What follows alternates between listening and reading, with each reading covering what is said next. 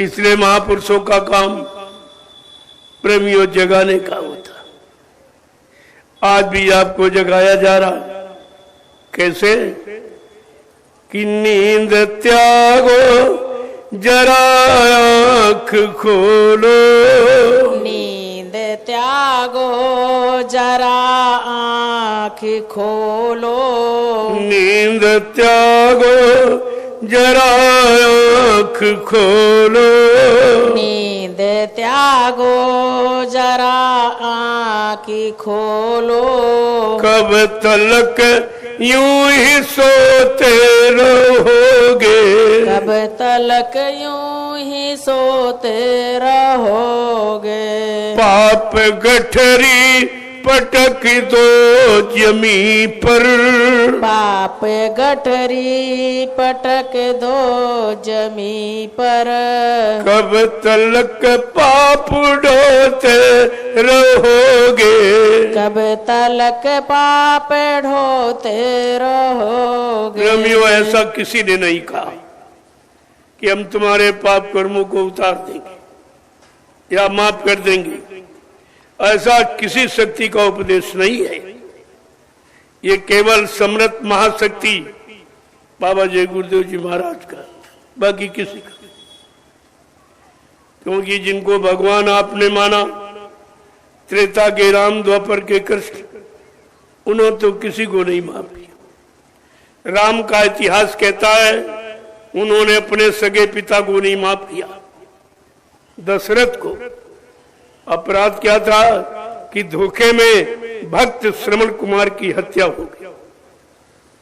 एक हत्या होने पर भगवान ने अपने पिता को नहीं माफ किया।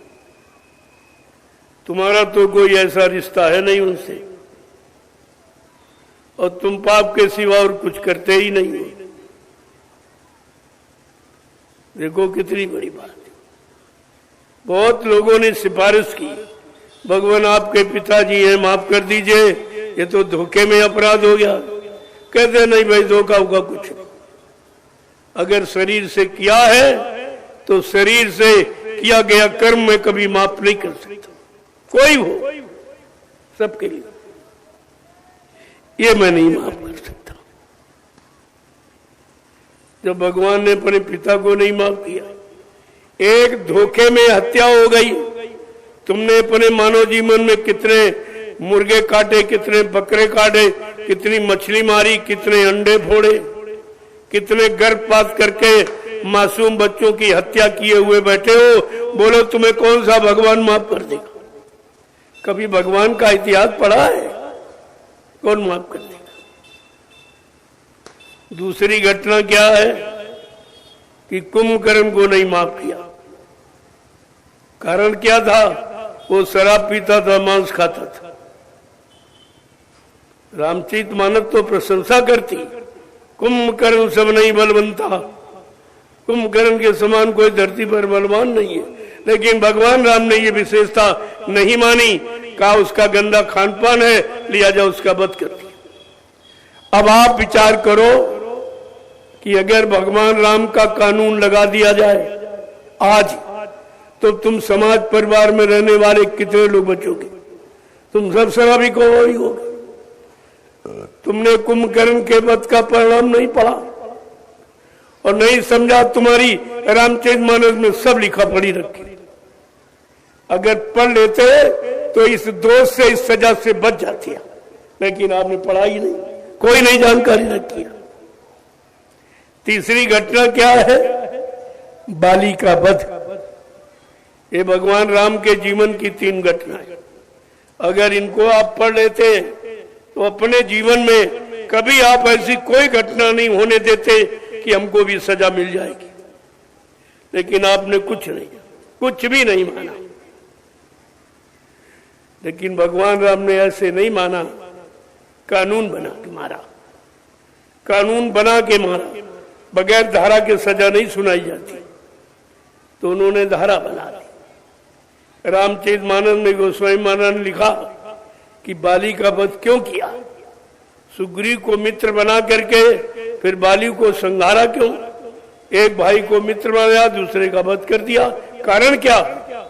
का कारण ये है कि अनुज बधू भगनी सुत नारी और सुन साठ ये कन्या समचारी इन्हें कुदरा की बिलोक जोई और ताय बधे कछु पाप न होई।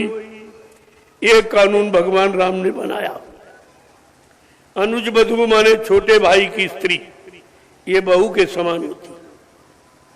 भगनी माने बहन, भगनी सुतनारी बहन के लड़के की स्त्री, ये भी बहू के समान।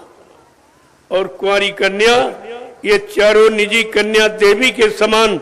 अगर इनको कोई बुरी नजर से देखे या इनके चरित्र को बिगाड़ने का प्रयास करे, ऐसे इंसान का अगर वध कर दिया जाए तो कोई पाप नहीं। ये भगवान राम का कानून है।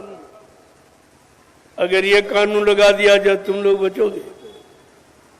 तुम्हारी नारी पर दृष्टि पड़ते ही खराब हो जाती।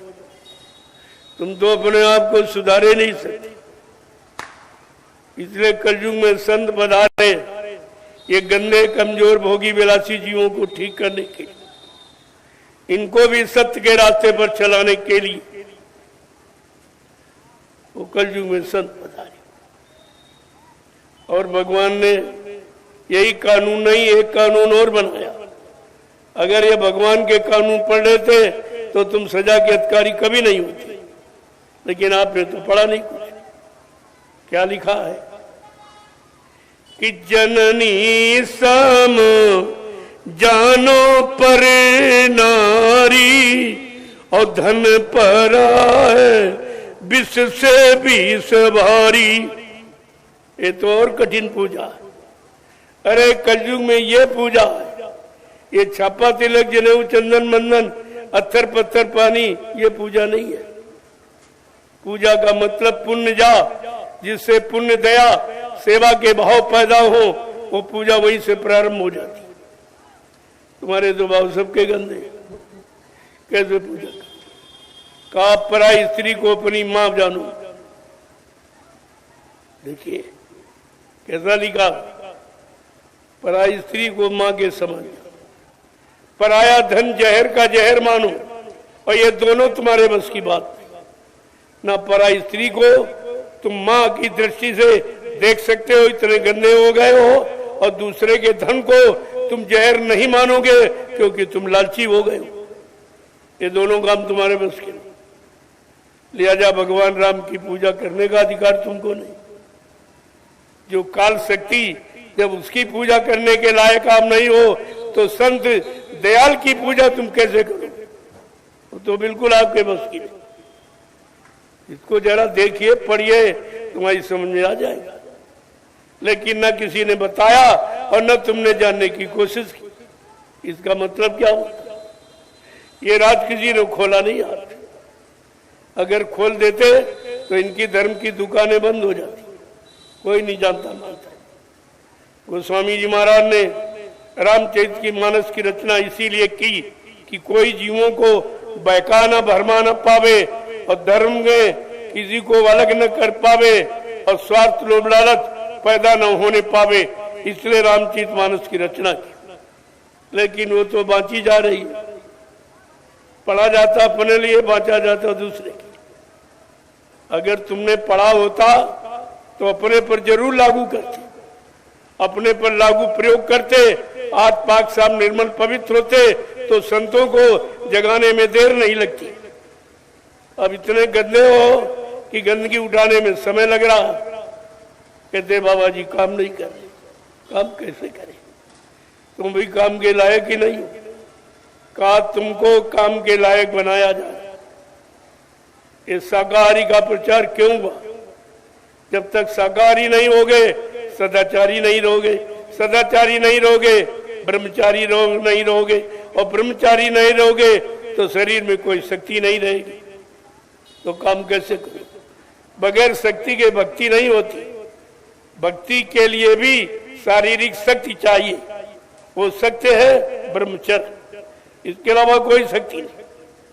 ये आना खाना पीना फल फूल मेवा ये शक्ति नहीं है, वो तो कुदरत की तरफ से आपको शक्ति मिली, दोनों को शक्ति मिली। स्त्री को भी रज तत्व की शक्ति और पुरुष को वीर तत्व की शक्ति, ये दोनों को शक्ति मिली और दोनों इस समय शक्ति को नाली की तरह बहा रहे, पानी की